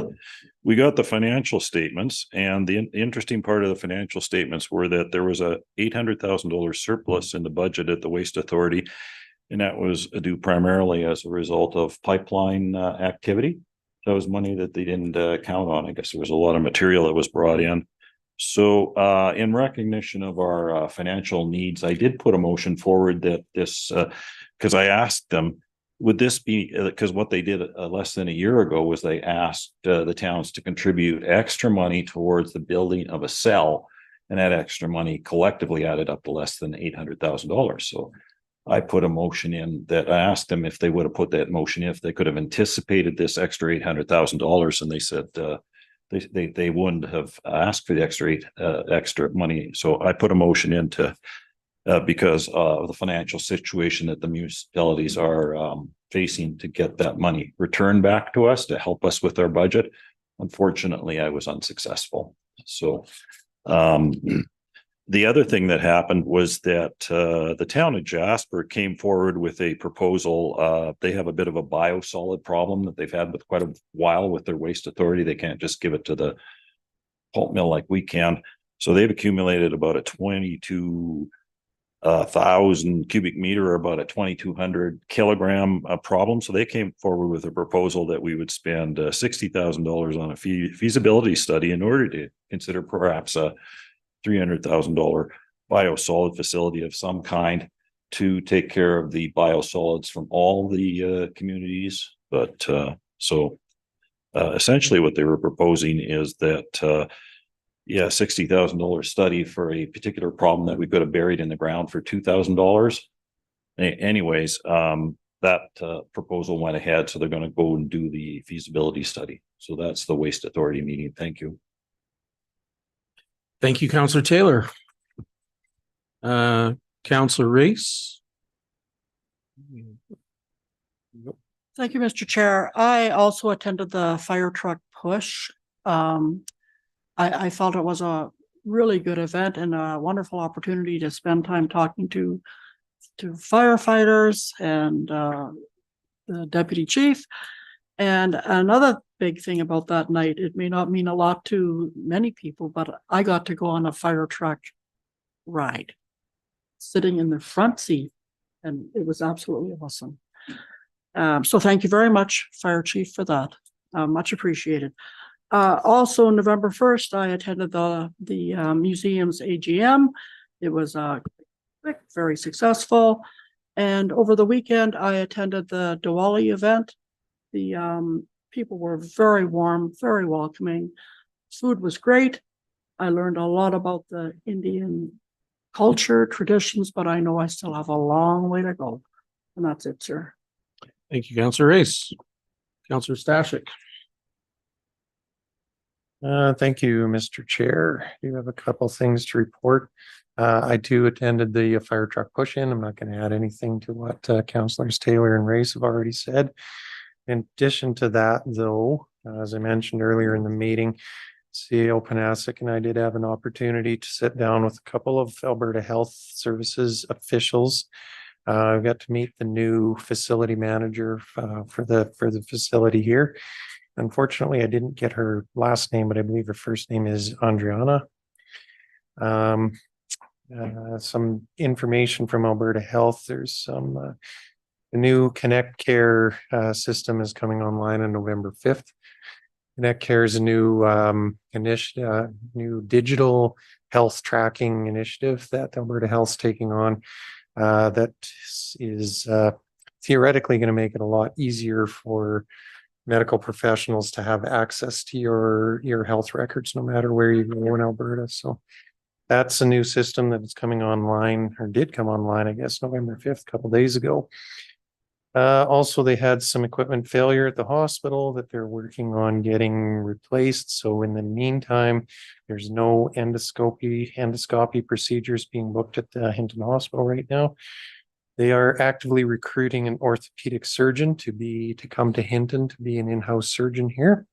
That would be a great thing and a boon. Currently, there's a visiting surgeon, I believe, that comes here to do orthopedic surgery. They're also actively recruiting nurses. And one of the new methods that they've started to recruit nurses with is through the internationally educated recruitment program. So where they have an opportunity to bring nurses in from out of country who can practice nursing here in Alberta to help alleviate the nursing crunch here. Also, some interesting news. The province is paying quite a bit of care to primary care aspect of health in Alberta. And primary care is actually becoming its own department in the Ministry of Health. It's not going to be enveloped in, it'll be its own department looking after primary care moving forward. Another development recently is nurse practitioners have been given some extra abilities that they didn't have in the past. The biggest of which is that they are now permitted to direct bill to Alberta Health. They don't have to be employed through a doctor or medical clinic anymore, so they can theoretically open their own clinics and be able to direct bill to Alberta Health that way. In addition to that, we did talk about some of the concerns facing our community, and primary of which that was brought forward was the concern about family doctors and medical health professionals in general, and the shortage of which led to a pretty involved discussion about recruitment, attraction, things that communities can do. And as I indicated earlier, they were going to share some information that they had on what some of the other communities are doing that we can potentially use to get our attraction retention package together. Well, that was really good news. That's about all that I had to report that came out of that meeting. Other meeting that we had was we had our inaugural Hinton Youth Advisory Council meeting. In advance of our first meeting with the youth counselors, there was an administrative meeting with the administrators of the program, myself, Councillor Race, where we talked about some processes that we might be able to implement moving forward just to streamline that process a little bit better and be able to set the youth counselors up for success a little bit better. Some things like report templates and minute taking, things like that, some training regarding Robert's Rules and Procedure Bylaw, all those things that the youth are going to need to be able to succeed in their role. And I'm really looking forward to our first official meeting with the kids. That's going to be exciting. That's all I have to report. Thank you, Mr. Chair. Thank you, Councillor Stashik. Councillor Magoon. Oh, Councillor Taylor. What was the nature of these learnings we would get from the other communities? How to outcompete each other for doctors? Oh, councillors. Yeah, there we go. Yeah, thank you. No, actually, that was one of the things that came up during the meeting is how can we recruit medical professionals to come to the community without robbing them from other communities?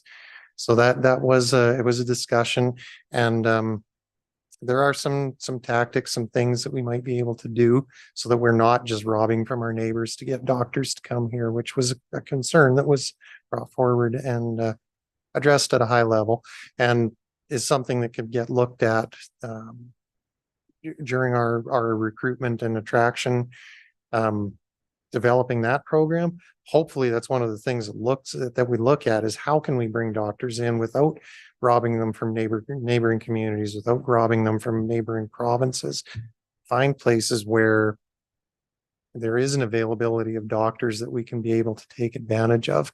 So what the AHS reps said that they would be able to do for us is to be able to get us some terms of reference for what some of the other communities have set up and the structure of those. And I found it really interesting that the medical professionals, including doctors, are pretty invested in this too. They recognize the shortage, they feel it's a problem, and they're invested to the extent that there's doctors in other communities who sit on these advisory boards.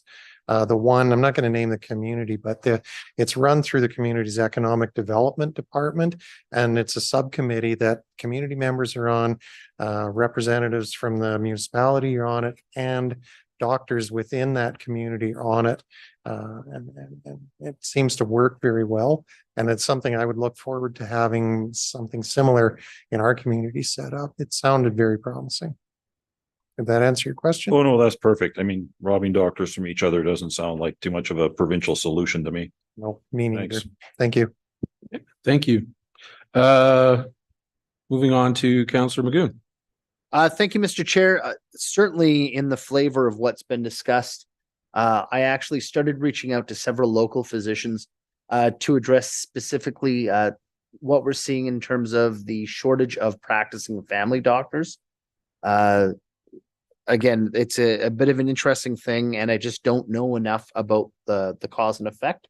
So I've reached out and asked several of our local physicians if they'd be willing just to sit down and meet for a coffee so I can get a better grasp of what's going on anecdotally. So nothing too high level, just again, getting some, what's your opinion as a boots on the ground physician as to why this is an issue for us? But that's it. Thank you.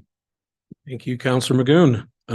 For myself, first, my apologies. I wasn't able to attend the No Stone Unturned on November 2nd that Father Gerard Redmond does.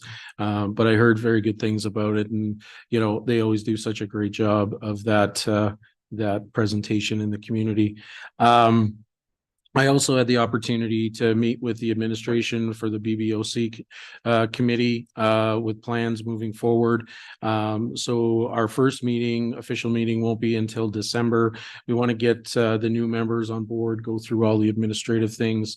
So we'll be meeting with them near the end of November. Hopefully by that time also Councillor Race and Councillor Stashik with the youth committee will be able to maybe promote that and bring a member possibly from that committee onto the board, and then we can bring them all together at once. So other than that, that's all I have to report this evening. So, and I was also at the fire department push-in as well. So it's really exciting to see our volunteers and our firefighters so excited about the work that they do and the benefit that this truck will bring to the fleet as well. So and great job to Mac and doing that. So moving on then to our Chief Administrative Officer reporting status report.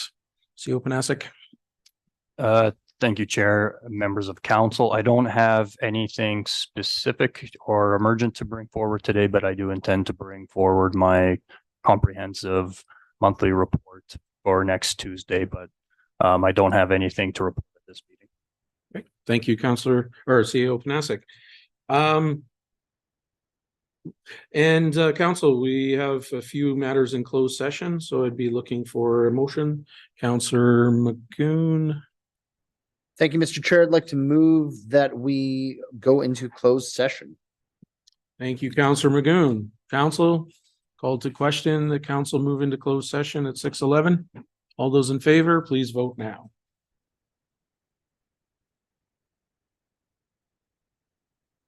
And that is carried unanimously. Thank you, everybody. Thank you for attending.